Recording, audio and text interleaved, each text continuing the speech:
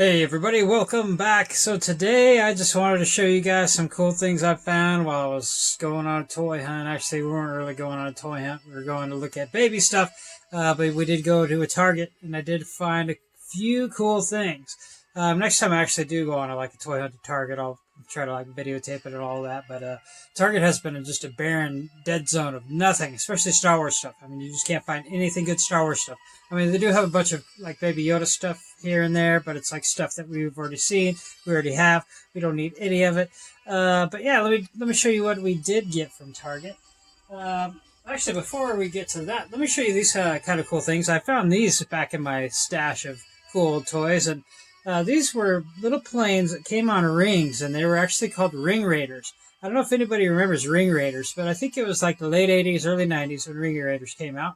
And there was a whole song and a whole cartoon video. It's Ring Raiders, they come from the skies. But yeah, so they had these rings, and they're the power is yours kind of thing. But yeah, and they had different little planes that would go on it. And these are the only two planes I think I have left from the Ring Raiders. This is one of them, and then this is the other one. So they're kind of cool, old planes. I don't know if, for those of you that like old planes. These are the Ring Raiders, and they were kind of cool because you had your bunch of rings on, and you just kind of as a kid, you're you just kind of flat around on your hand there. But yeah, let's get into what we found at Target. First off, let's look at Hot Wheels. I do collect a little bit of Hot Wheels, not a lot, but I basically just buy icon cars, stuff cars from cool movies or TV shows that I love, the A-Team van, Back to the Future car, and so on and so forth. And like you saw in one of my last videos, I got a new Batmobile. But I also collect Mustangs. So whenever I see a cool Mustang, and not new Mustangs, I'm talking about old Mustangs. So late 60s, early 70s Mustangs. If I ever see those, I'll pick those up. So here's a Mustang that I actually found. This was the new Easter series of Hot Wheels that they just put out. And this is the new Mustang. So this is a 67 Shelby GT500 Mustang. And I love the old fastback Mustangs especially. The Shelbys especially. And whenever I see them in real life, I'll try to get my phone out and take a picture of it. But yeah, so this was a cool Mustang to find. Cool coloring scheme, and cool Easter card back, all nice and bright and colorful, just in time for the Easter Bunny. But yeah, moving on. I just found another Batmobile, so this is a cool chrome Batmobile. I love toys that are painted in chrome, especially mirror reflective and all that. Just shows because it kind of reminds me of toys that I had when I was a kid or saw when I was a kid that really wanted. But yeah, so that's the cool chrome Batmobile. And then this thing I picked up because it's part of a new glow in the dark series they're doing, and I love things that glow in the dark, especially toys. Anything that glows in the dark I've always been a super fan of, but especially when it comes to action figures and stuff like that. I think once I get out of Star Wars, I might kind of just do a small focus on old glow-in-the-dark action figures and have a cool setup with a whole black light and everything, because I just think that would be amazing. So yes, this is the glow-in-the-dark, the HW Warp Speeder, part of the Hot Wheels Glow Racers series, and it's number 1 of 5. So I'm kind of anxious to see what the other 4 are going to be from this Glow series, because I hope they're really cool cars. It'd be even sweeter if they had glow-in-the-dark Mustang at some point. Moving on. Also, I don't really buy a lot of Transformers, but once in a while I come across something if it's cheap and it's kind of cool. So I found a Grimlock, and these are part of the $5 Transformer line that you can find currently out. And I just thought it'd be cool to pick up this Grimlock just because I have a chroming pen, and I want to take all the silver, I want to open them up and take all the parts that are supposed to be silver, and I want to chrome them because I just think it would be amazing. Actually, one day I'm going to do a video on customizing, so I do a lot of custom figures here and there, and when I do that video, we'll open this bad boy up and I'll show you how the chroming pen works on it, and we'll actually do a video of actually customizing this bad boy. So wait and watch out for that. And then also what we found, I found this. I don't really buy, I've always really loved Dragon Ball Z, but I don't really buy any of the products. But this is kind of a newer form of Goku. Basically, he's finally hit a crazy peak. This is the highest power level he's ever gotten to, and he's the strongest Goku of all time. And it's called Ultra Instinct Goku. And I was just kind of drawn because I really like how colorful these packages are, and I really like how they made his hair and his eyes in this, because it's a silver, almost like a chrome. I always kind of thought it would be cool to like maybe open this one up and chrome the hair out completely, because it's still a little bit more of like a silver pewterish, almost kind of chrome, but not quite. But I think I might leave this in the package because I really like the color of it. I like how neon it is, and I think that this would look awesome under a black light too. So once maybe I get those other glow-in-the-dark figure thing going on with the black light, this thing will kind of pop and stand out amongst those figures with how bright the packaging is on this. So I thought that was pretty cool. So I picked up a Dragon Ball Z. Like I said, I haven't bought any Dragon Ball Z figures for myself in probably 15 years, but I just saw this and I was like, I have to have it. It's Ultra Instinct Goku. It's the most powerful he's ever been before. So picked this up. Pretty excited about it. There's a couple other ones. I had a really cool Frieza, and then also this baddie. What's his name? I forget what his name. Oh, Jiren.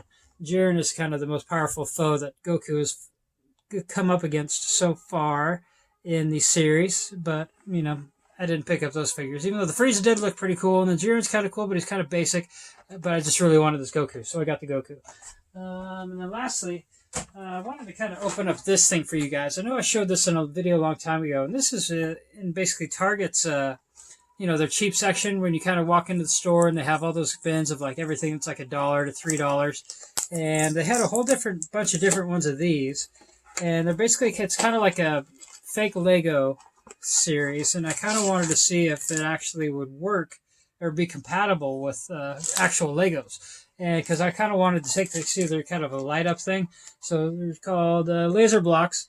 And one of the blocks that you get is kind of like a round block, but it has an LED power block light. So it actually lights up.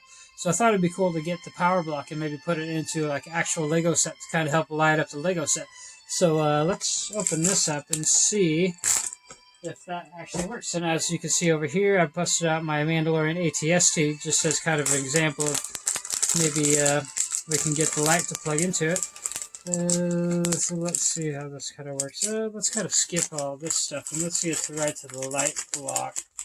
Let's see how this works. There's got to be a switch or something like that. I don't know. I've never really messed with these before. Maybe there's some sort of instruction that I was supposed to read. Instruction.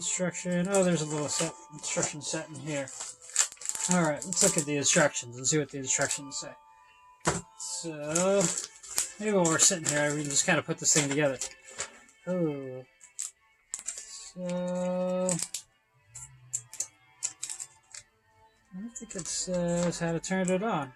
How do you turn on the light? How do you make the light work?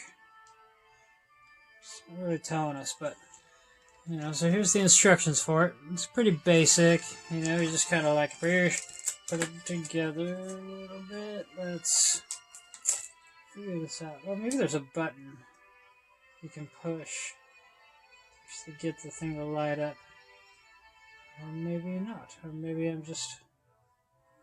Yeah, I don't know. Let's see here. Let me pause this for a second and see what Alright, so let's just put this together, because it's good, pretty basic, and maybe by the end of it we can figure out how to make the light actually come on here. See, little pieces. Pretty cool Legos though, I mean, as far as being bootleg Legos.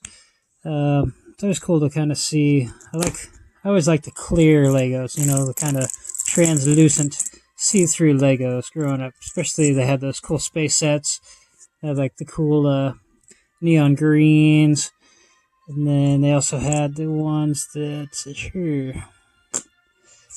had the neon red or like the clear red. Let's see, I got these plug in there. Let's plug this one in here. Yes, they seem to be just like actual Legos. It's kind of weird though that the color changes on the instructions from one to the other. It's like this here. Alright. This goes onto here. What's next? Got these here. Oh, forgot one. It's supposed to plug on here. Then these bad boys plug in here.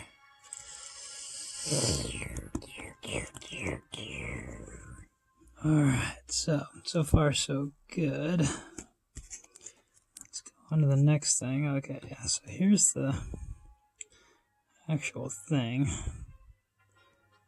Looks like it plugs in here. Nope, backwards. So it plugs on there. You put the stick on, or stick in. Let's put these bad boys on. Oh, okay, so I guess kind of threads on there with this bad boy. Alright, let's go. You, and then you, and then blue. Alright, and then what? And then that plugs in here.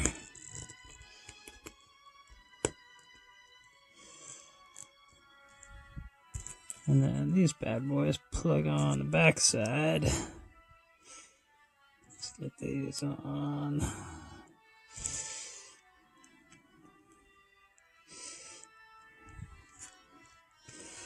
It's kind of a cool little clear vehicle. I mean, as far as being a basic little thing.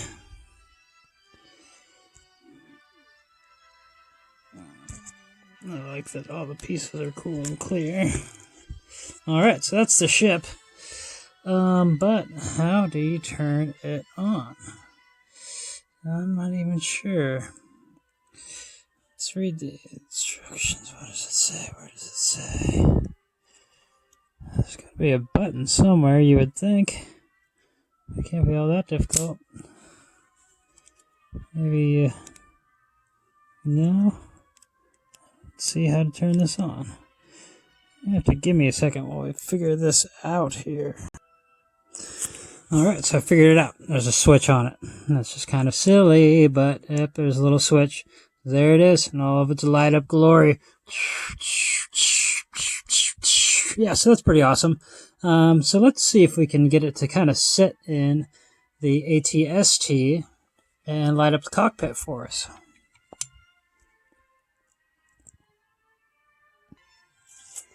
Alright, we got the ATST all primed and ready, and we just lift up this bad boy here, and up. Let's see if we might have to take out the guy. I might impede the light. Try to close it up. Nope. And actually kind of, yeah, sweet. Actually adds a little bit of excitement to the ATST. Yes, that's pretty awesome. Actually, for only being a $3 thing, it's actually pretty cool. You get some kind of cool regular blocks, and I think they do plug in. Let's test it. See if they plug on to regular Legos. Yeah, they actually fit onto regular Legos. Yeah, so overall, definitely worth the $3 paid just to get the light by itself. I mean, let alone the Legos. I mean, the Legos are cool just because they're the clear Legos, and they actually do work, and they're compatible with your other regular Lego sets. But yeah, just the light alone makes this whole thing worth it. And they're only $3. So if you're going through your Target and you see that bin that's got all those $3 little sets like this, let me see, where's the box? Yeah, they're called laser blocks. Yeah, if you see the laser blocks, it's definitely worth at least picking up one, especially if you're a Lego guy. But yeah, make sure to like and subscribe, and I'll talk to you guys soon.